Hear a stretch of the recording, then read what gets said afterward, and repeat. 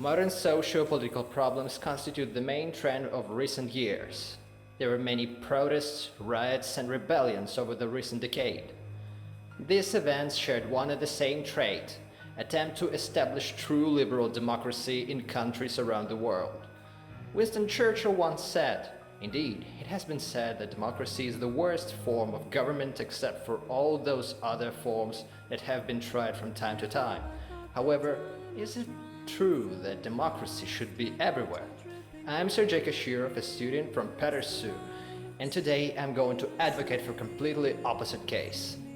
First of all, there are essential things necessary to keep democracy functioning: middle class as a majority of population, developed democratic tradition, and decent level of political and historical awareness of citizens or subjects. Middle class as a majority of population is necessary to keep the optimal political competition between the left and right-wing and centrist political forces, because if a majority of people is poor, people would rather vote for those who endorse redistribution of national wealth in order to benefit for nothing. In the field of politics, everything will turn into playing football with no rival.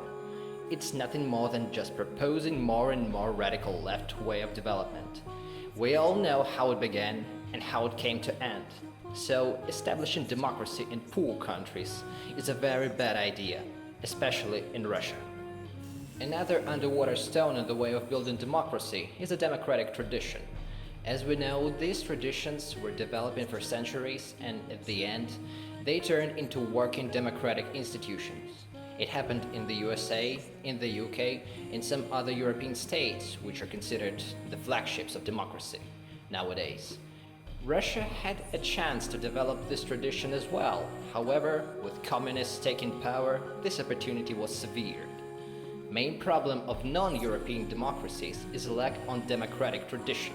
It's nothing more than just taking rose and planting it in the desert, hoping this beautiful flower will bloom in the absolutely foreign soil.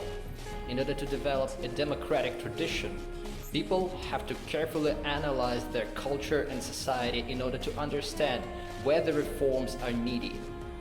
It takes centuries. However, those who endorsed the idea of building democracy in the Middle East were young people who did not even find their place in their communities. They decided to defy their own cultural tradition to build society they wanted to live in. However, the most conservative members of these communities made a rebuttal with violence and blood.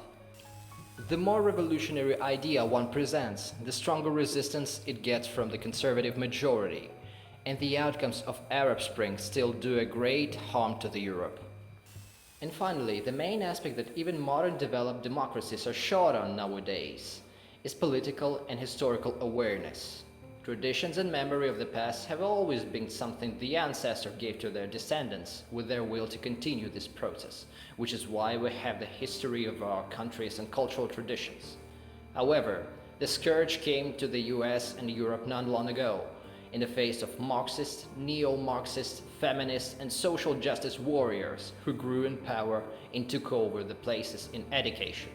They condemned everything about their culture, traditions, because it's immoral, discriminatory and unjust, and taught children that they should do the same thing.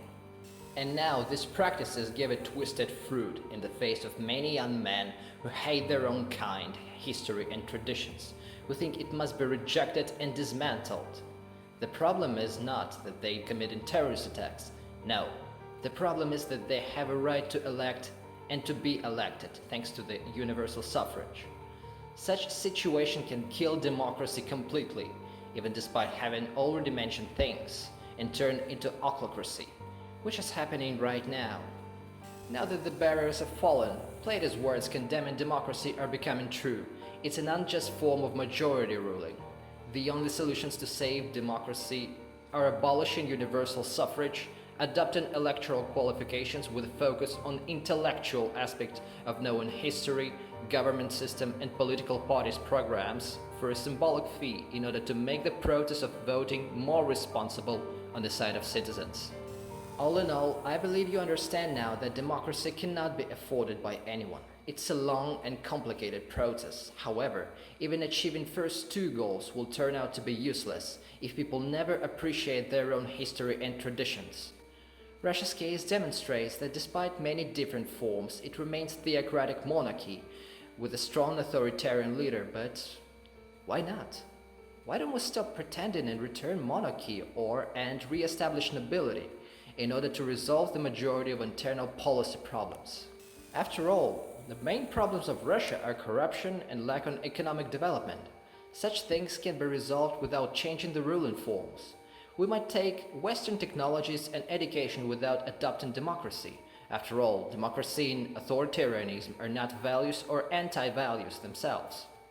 Of course, all cases are special, but if Singapore and Malaysia could afford it and combine anything, why can't we? However, if we want to build democracy, the thing we cannot afford here is revolutionary and nihilist way of thinking. We have to analyze the problems of our society like treating the wounds of father with caring instead of ripping his head off and biting into the other body and reading spells and mantras to succeed. Thank you for your attention.